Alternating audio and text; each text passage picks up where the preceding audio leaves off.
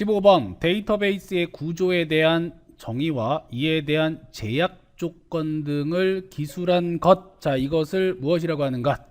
자, 데이터베이스 구조에 대한 정의하고 제약 조건을 기술한 것. 이걸 우리는 스키마라고 얘기하죠.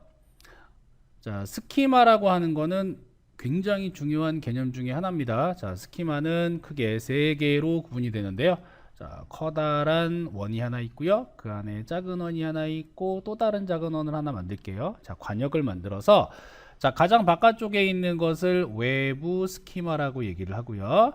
그 다음에 가운데 있는 이 부분을 개념 스키마, 그리고 안쪽에 있는 것을 내부 스키마라고 합니다.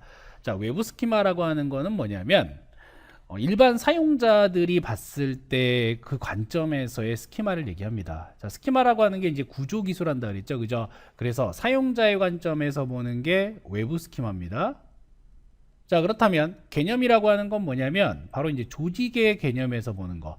조직에서 봤을 때 접근 권한은 어떻게 할 것이고 무결성은 어떻게 잡을 것이며 보안 정책은 어떻게 수립을 할까, 이렇게 개념적인 거를 만들어주는 게 바로 조직 스키마고, 내부 스키마라고 하는 거는 누가? 바로 시스템 프로그래머나 또는 설계자가, 자, 이러한 관점에서 본 스키마가 됩니다. 그래서 외부로부터 안으로 이렇게 들어가게 되는데 바깥쪽은 겉부분이다 보니까 사용자, 그 다음 안쪽에서 조직 체계가 있고 그 다음에 내부 실 설계자나 실 프로그래머들이 보는 관점이 이렇게 존재한다. 그래서 이것은 스키마라는 것이고요. 그 외에 보기를 보게 되면 데이터베이스 언어라고 되어 있는데, 이거 데이터베이스 언어라고 하는 것 자체가 데이터베이스 랭귀지를 얘기하는 거죠. 우리가 알고 있는 뭐 SQL이라든가 또는 뭐 MySQL 같은 것들, NoSQL 같은 것들, 이런 것들이 데이터베이스 언어가 될 것이고요. 도메인하고 엔티티가 나옵니다. 자, 여기 뭐 도메인하고 엔티티에서 어떠한 도메인이라고 하는 용어하고 엔티티라는 하는 용어는 전부 다 용어입니다. 용어.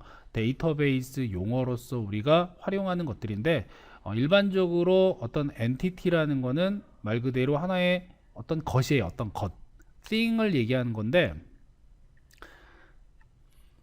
데이터베이스를 모델링을 할 때 뭐 오브젝트 같은 것들, 그러니까 객체들을 보통 우리는 이제 엔티티라고 얘기를 하고요.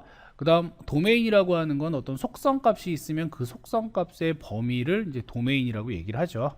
그래서 여러 가지 용어들이 있습니다. 뭐 튜플이라든가 로우라든가 레코드라는 용어들, 하나의 행을 얘기하는 것이고, 그 다음에 컬럼을 얘기하기도 하죠. 이렇게 컬럼 열 같은 것들, 이런 것들도 이제 우리 용어 중에 하나가 되는데, 그 중에 어떤 특정한 하나, 뭐 이런 걸 이제 투플이라고 얘기를 하고, 도메인은 거듭 얘기하지만 어떤 속성 값의 범위, 엔티티는 오브젝트 같은 것들.